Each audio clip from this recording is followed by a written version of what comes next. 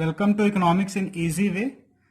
Students, आज अपना topic है change in quantity demanded and change in demand. Change in quantity demanded and change in quantity demand क्या होता है। तो इससे पहले एक वीडियो हमने बनाई थी, उसमें हमने बताया था आपको कि क्वांटिटी डिमांडेड और डिमांड क्या होता है।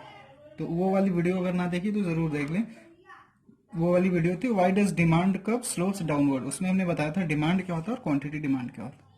तो डिमांड का मतलब होता है कि जैसे हम कोई शेड्यूल बना देते हैं, अगर ये प्राइस है और ये इसकी डिमांड है। अगर हम शेड्यूल बनाते हैं कि 2 रुपीज़ पे 10 की डिमांड है, 5 पे 8 हो गई, 7 पे 6 हो गई। तो इसका मतलब ये क्या है, ये हमने बनाया है डिमांड। और क्वांटिटी डिमांडेड का मतलब होता है कोई स्पेसिफिक प्राइस पे कितनी डिमांड है, उसको क्वांटिटी डिमांडेड बोलते हैं। यानी कि किसी स्पेसिफिक प्राइस पे किसी पर्टिकुलर कमोडिटी की क्या डिमांड है, उसको क्वांटिटी डिमांड। अगर हम 5 रुपीज़ पे बात करें, 8 की डिमांड है, तो ये क्या है, क्वांटिटी डिमांडेड है। और ये पूरा जो मेरा शेड्यूल है ये क्या है, डिमांड है। ठीक है, तो आइए स्टार्ट करते हैं अपना main topic, change in quantity demanded. Change in quantity demanded क्या होता है, इसको बोलते हैं movement along a demand curve. देखिए, हमको मेन टॉपिक पे आना है extension and contraction of demand.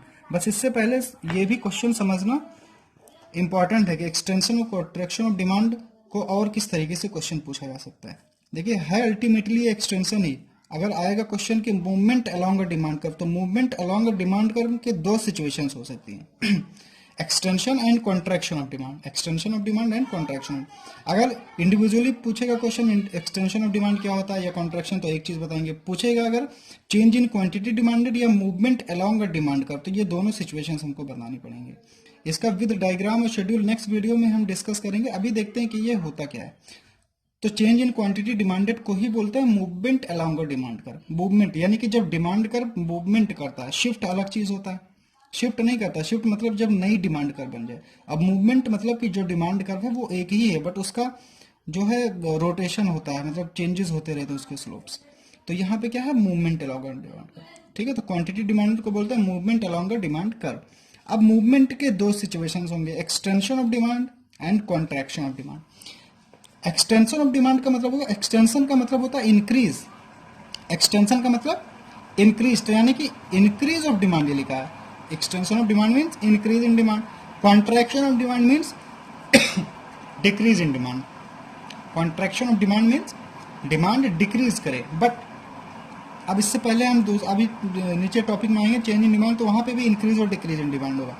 But यहाँ पे एक्सटेंशन ऑफ डिमांड का मतलब क्या है, when the demand increases due to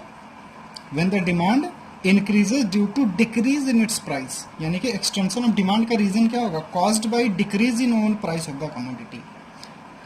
यानी कि एक्सटेंशन ऑफ डिमांड का रीजन क्या होगा, कॉज क्या होगा, decrease in own price of the commodity. और लॉ ऑफ डिमांड में हमने पढ़ा कि अगर किसी भी कमोडिटी की प्राइस डिक्रीज होती है तो उसकी डिमांड इंक्रीज होती है। तो यानी एक्सटेंशन ऑफ डिमांड क्या है, when the demand increases due to decrease in own price of the commodity. जब किसी भी कमोडिटी की प्राइस डिक्रीज होती है तो उसकी डिमांड इंक्रीज होती है, तो उसको बोलते हैं एक्सटेंशन ऑफ डिमांड।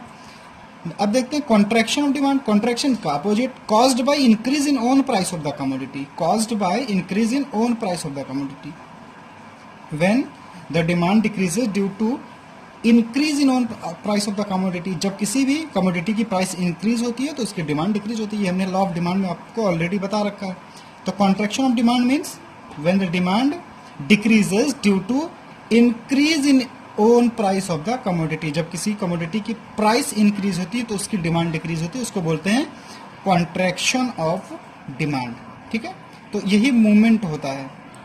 यानी कि एक्सटेंशन और कॉन्ट्रैक्शन के सिचुएशन में क्या होता है, मूवमेंट होता है डिमांड कर्व का।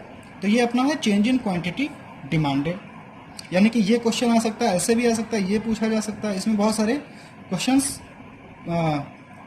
पुटअप हो सकते हैं। ठीक है, आप देखते हैं change in demand. Change in demand, change in demand को बोलते हैं शिफ्ट इन डिमांड कर्व। अब अगर चेंज इन डिमांड पूछेगा कि सिचुएशंस क्या हैं जब डिमांड चेंज होती है, या फिर क्वेश्चन पूछेगा कि शिफ्ट इन डिमांड कर्व कैसे होता है, how the demand curve shift. अब शिफ्ट में दो चीज़ होता है, शिफ्ट टू लेफ्ट और शिफ्ट टू राइट। या तो डिमांड कर्व क्या होगा, शिफ्ट होगा लेफ्ट वर्ड या शिफ्ट होगा राइट वर्ड।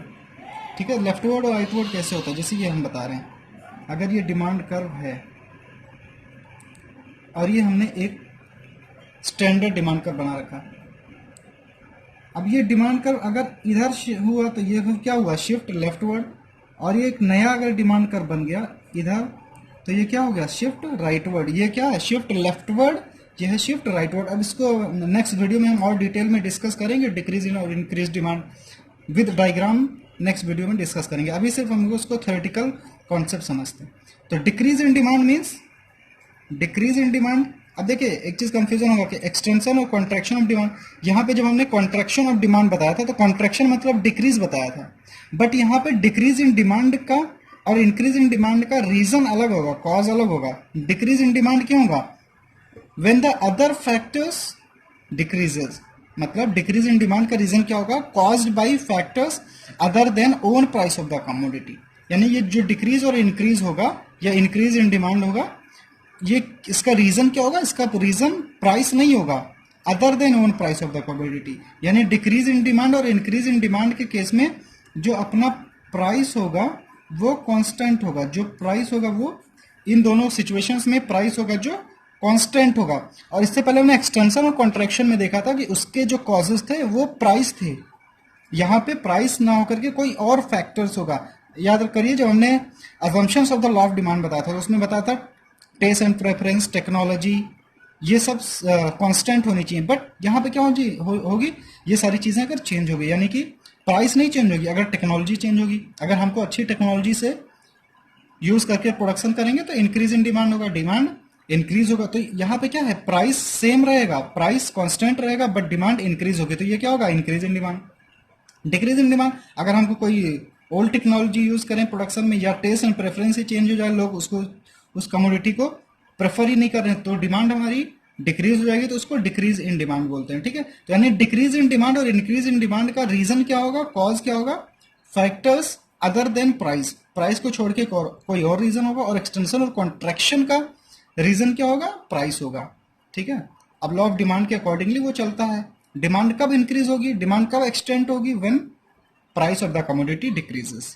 ठीक है, तो ये अपना पूरा कॉन्सेप्ट था, change in quantity demanded and change in demand.